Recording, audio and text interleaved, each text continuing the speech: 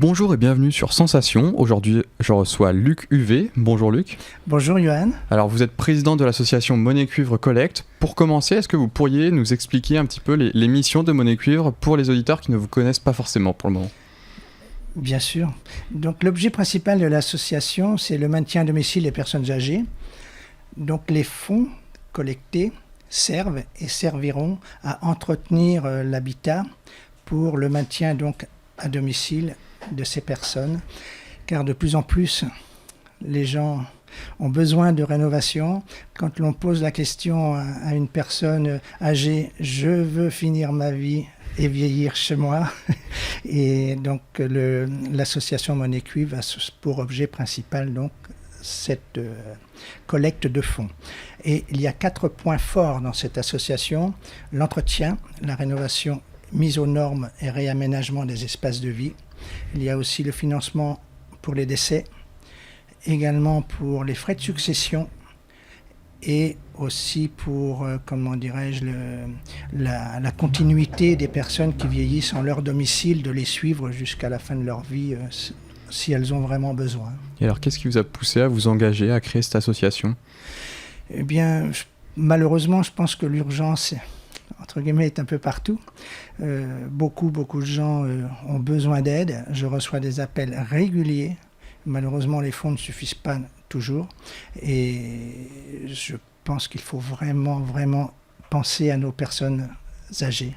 Et alors, comment vous y prenez pour les accompagner? Vous parlez notamment de rénovation de l'habitat de la personne âgée. Quels travaux sont faits concrètement pour aider ces personnes âgées à rester chez elles? Alors, les travaux c'est très structuré, bien entendu.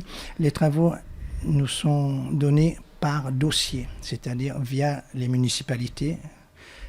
Jamais on ne rencontre la personne par du porte-à-porte.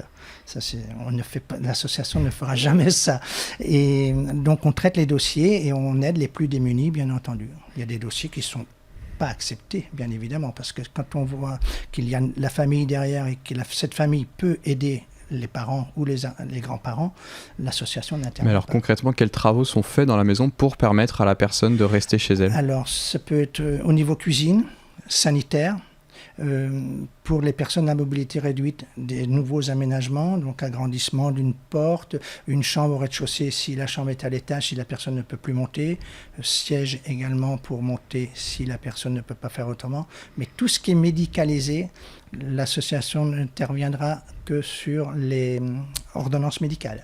Et alors, est-ce qu'il est vraiment possible de terminer ses jours chez soi? Est-ce qu'au bout d'un moment, il n'est pas préférable à la fois pour soulager la famille, pour qui la personne âgée devient en quelque sorte un poids, et pour assurer une sécurité à cette personne âgée, de le mettre en maison de retraite afin qu'il bénéficie d'un cadre avec des salariés qui sont qualifiés pour ça, pour veiller jour et nuit sur ces personnes âgées?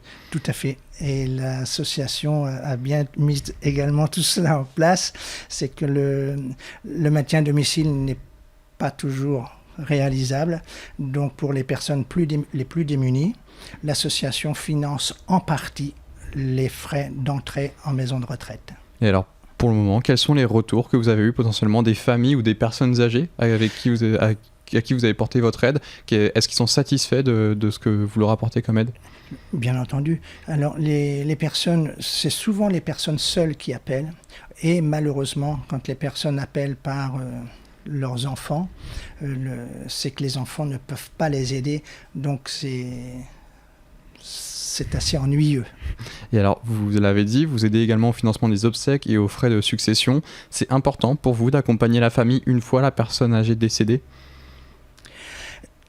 Il y aura une continuité, c'est certain. Pour le moment, l'association n'est pas encore tout à fait prête pour cela.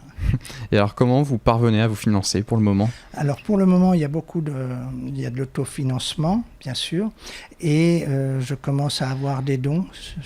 Déjà, j'ai fait une première collecte pour me faire connaître dans la région, car la Fondation de France m'a demandé de développer ce projet par région, d'où cette année Haute et Basse Normandie.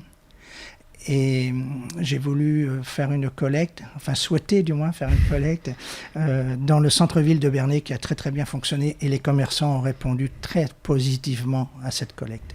Et alors, il y a l'humoriste Jean-Yves Lafesse et la Fondation de France dont vous avez parlé, qui vous soutiennent, qui ont publiquement affirmé soutenir votre action. Oui. Je suppose que c'est un soutien important qui vous motive encore plus et qui vous donne peut-être un peu plus de crédibilité dans votre action. Tout à fait. Je retourne d'ailleurs dès jeudi, j'ai rendez-vous à la Fondation de France avec la responsable des personnes âgées. Et en ce qui concerne Jean-Yves Lafesse, c'est vrai que c'est mon soutien. Jean-Yves est un ami, mais il y a très prochainement un nouvel humoriste qui va arriver à l'association Monnaie Cuivre. Je vais en profiter, je vais le dire, c'est une grande première. C'est Polo l'humoriste, peut-être le connaissez-vous. Voilà. Bien sûr. Et puis j'ai d'autres contacts à Paris, mais que je ne peux pas trop dévoiler à aujourd'hui. Ce sera lors d'une prochaine émission. Et alors la Fondation de France vous a recommandé de faire du développement région par région. Est-ce qu'on peut envisager dans les mois ou les années à venir de voir Monnaie Cuivre se développer encore dans une autre région ? Oui, dès 2021. Pour quelle région est-ce prévu ? Alors, soit je vais faire plutôt côté Picardie ou la Bretagne, j'hésite encore. Et après, je vais descendre sur la Bourgogne.